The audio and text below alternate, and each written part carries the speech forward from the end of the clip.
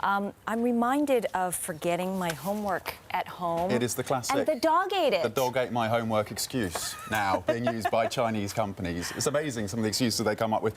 The chops, these seals that Chinese companies use to authorise paperwork, they mysteriously go missing just before a repayment is needed to be made. There's a shuffling of assets that happens as well.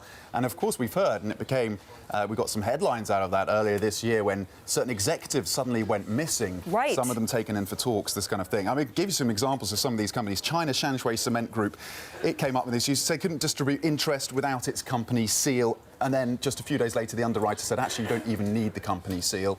That kind of confusion. Yeah, we just want the money. Yeah, we just give us the money, just pay up. Shenyang City Utility Group, they said they couldn't republish a repayment because the holder of the chop, again, the seal, was travelling on a train or a plane somewhere with the chops. They couldn't process the payment.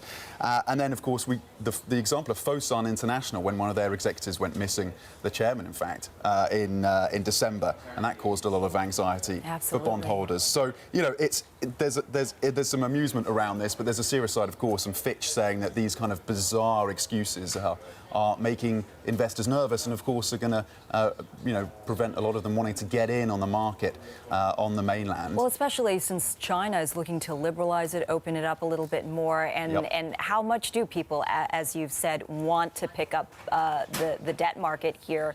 But how much pressure is the domestic bond market under here anyway? Right. I mean, this is a domestic bond market that has grown in size over the last 6 years, almost doubled in size. We know that the money on the table back in April, the outstanding debt was around 5.1 trillion US dollars. So it's big, but we know that also 10 companies have defaulted so far this year in China. That's unprecedented, more than all the companies put together, all the defaults put together for 2015. So that is obviously causing some concern. And, you know, it's about the slowing growth and the overcapacity problems. The domestic high-yield bonds, they suffered the worst sell-off since December 2014 last month. You know, the bottom line really is that these kind of erratic excuses are just going to make things more difficult. And we know that companies need to borrow more, in many cases, to pay off the bond payments that they already need to be making. No more excuses. No more excuses. You've got the examples of underwriters and the credit agencies as well, the ratings agencies and their role in this.